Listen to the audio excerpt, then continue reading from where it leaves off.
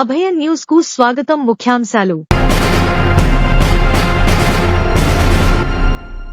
కొత్త పెన్షన్లు ఎప్పుడంటే పెన్షన్ల విషయంలో కీలక నిర్ణయం తీసుకున్న ఏపీ ప్రభుత్వం.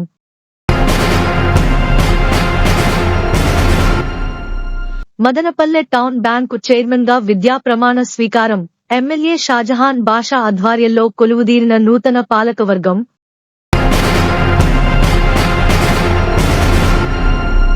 మిట్స్ లో జాతీయ స్థాయి హ్యాకథాన్ పోటీలు, ఉత్తమ పరిశోధనలకు నగదు బహుమతులు అందజేత.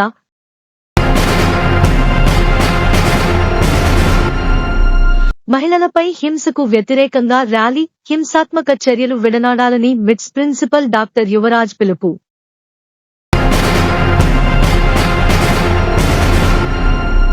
రాయచోటి శ్రీసాయి ఇంజనీరింగ్ కళాశాలలో ప్రాంగణ నియామకాలు, ఉద్యోగాలకు 10 మంది ఎంపిక.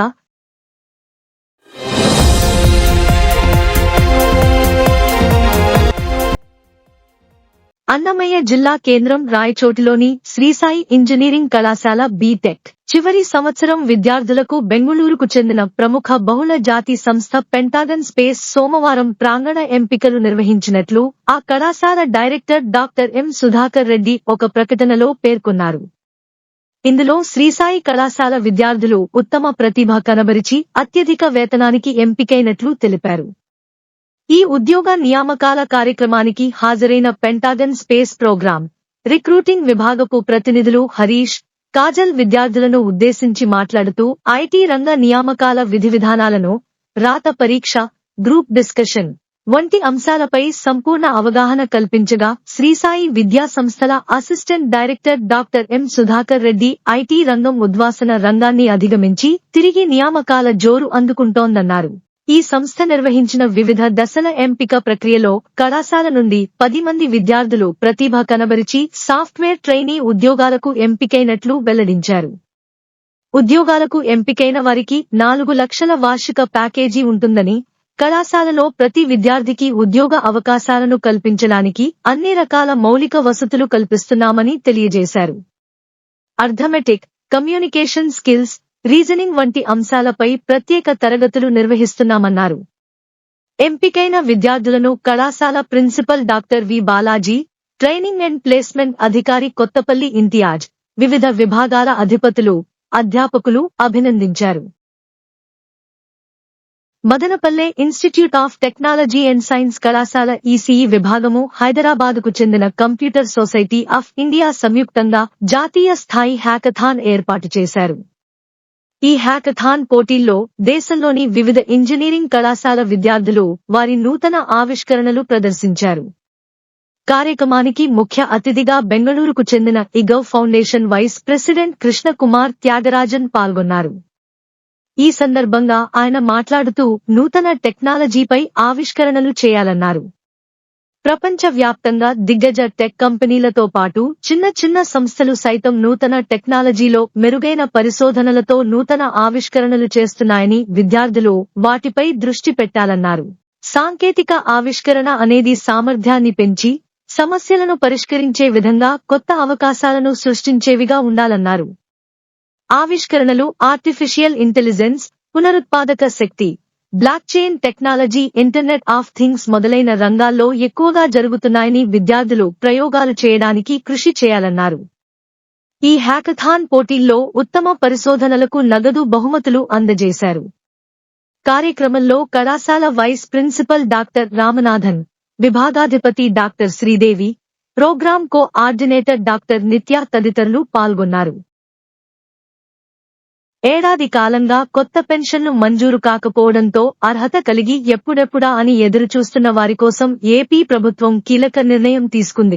ఎంతో కాలంగా కొత్త పెన్షన్ల కోసం వేచి చూస్తున్న వారికి శుభ సూచకంగా కొత్త పెన్షన్లు మంజూరు చేయాలని కూటమి ప్రభుత్వం నిర్ణయించింది.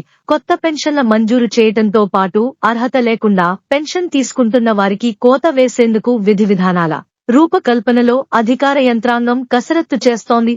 రాష్ట్రంలో ఎన్డీఏ ప్రభుత్వం ఏర్పాటైన వెంటనే చెప్పిన మాట ప్రకారం పెన్షన్ 2000 నుంచి ఏకంగా 3000కు పెంచింది.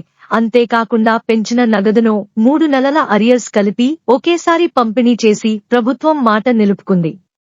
ఇక తాజాగా కొత్త పెన్షన్ల మంజూరుపై కసరత్తు ప్రారంభించగా ఈ నెలాఖరుకు విధి విధానాలు రూపొందించి డిసెంబర్ నుంచి దరఖాస్తులు స్వీకరించేందుకు ప్రణాళికలు రూపొందిస్తోంది.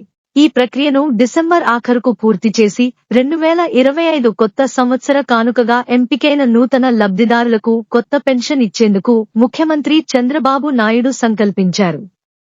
తాజాగా ఏపీ ప్రభుత్వం అసెంబ్లీ వేదికగా కొత్త పెన్షన్ల జారీపై ప్రకటన చేసింది. వచ్చే నెల నుంచి దరఖాస్తులను ఆన్లైన్ విధానంతో పాటు వార్డు, గ్రామ సచివాలయాల ద్వారా కూడా దరఖాస్తులు స్వీకరించాలని నిర్ణయం తీసుకుంది. లబ్ధిదారుల ఎంపిక గ్రామ సభల ద్వారానే నిర్వహించాలని సూత్రప్రాయ నిర్ణయానికి వచ్చారు. దాదాపు 2 లక్షలకు పైగా కొత్త పెన్షన్ల కోసం దరఖాస్తులు ఇప్పటికే పెండింగ్లో ఉన్నట్లు, అదే విధంగా గత ప్రభుత్వంలో పలువురు అనర్హులకు పెన్షన్ను మంజూరు చేసినట్లు అధికారులు గుర్తించారు. రాష్ట్రంలో కూటమి ప్రభుత్వం ఏర్పడ్డాక ప్రభుత్వానికి మదనపల్లెలో తొలి విజయం లభించింది. ఇటీవల జరిగిన కోఆపరేటివ్ టౌన్ బ్యాంకు పాలకవర్గం ఎన్నికల్లో టీడీపీకి చెందిన నాదెళ్ల విద్యాసాగర్ అలియాస్ విద్యా ప్యానెల్ ఏకగ్రీవంగా విజయం సాధించిన విషయం తెలిసిందే. ఈ పాలకవర్గం సోమవారం మదనపల్లె ఎమ్మెల్యే షాజహాన్ బాషా ఆధ్వర్యంలో ప్రమాణ స్వీకారం నిర్వహించింది. విద్య రెండోసారి టౌన్ బ్యాంకు చైర్మన్ గా ప్రమాణం చేయగా ఆ తర్వాత డైరెక్టర్లు ప్రమాణ చేశారు. నూతన పాలకవర్గాన్ని ఎమ్మెల్యే షాజహాన్ బాషాతో పాటు మిట్స్ ఇంజనీరింగ్ కళాశాల correspondent N Vijayabhaskar Chowdary, RRR academy chairman N Dwarakanath తదితరులు శుభాకాంక్షలు తెలిపారు.